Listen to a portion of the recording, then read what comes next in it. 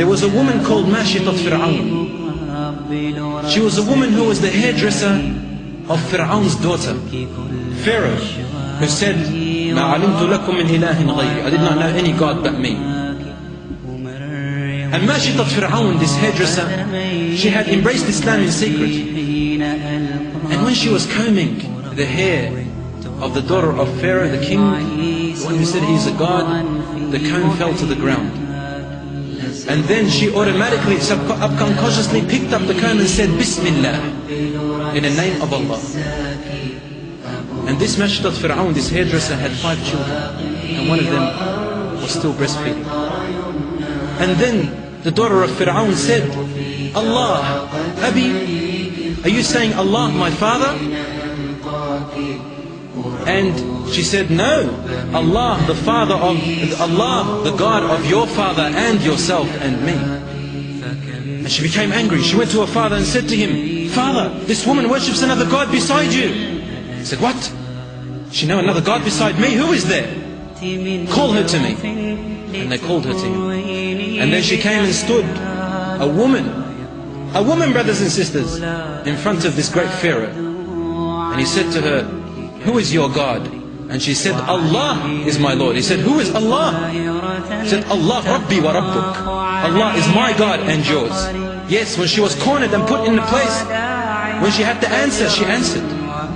She answered. This is how the state of the Muslims in the past and present are. When they said, "Rabbi Allah," Allah is my Lord, they were tortured. But we don't care, because we know what we are heading towards.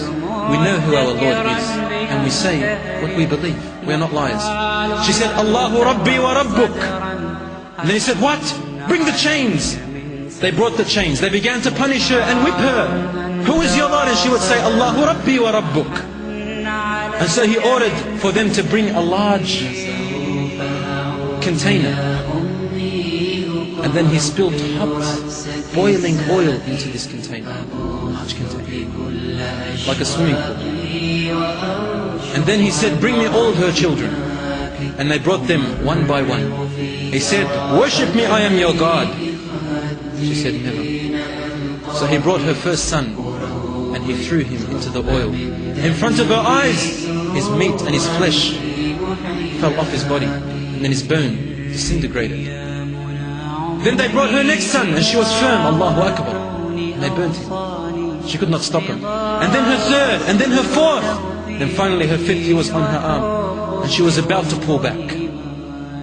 She was about to pull back in front of the eyes of all the people, when all of a sudden, and this is the hadith of the Prophet sallallahu alaihi wasallam, he said, when all of a sudden Allah subhanahu wa ta'ala from above 7 skies made her child, her infant, speak while he was in the cradle. And he said, "Isbiri ya ummati, isbiri ya ummi, isbiri ya ummi, innaki ala al-haq." Be patient, my mother, you are on the truth. Inna Allah qad wa'adaki bi jannah. Allah has promised you with a great heaven. Keep going, mother. And then they threw her son into the boiling oil, and then she was next. She knew that she was going to die, and then she began to cry. And Pharaoh said, "Why are you crying? Stop." And she said, "I'm crying because I want to ask you to do something for me. I don't know if you will do it." He said, "Ask me for whatever you like." He said, "Once you throw me into the oil, then I want you to gather whatever is remaining of our bodies, and I want you to bury us together in the same grave, because I want to be resurrected with my children, and I want to go to Jannah with my children. I don't want that."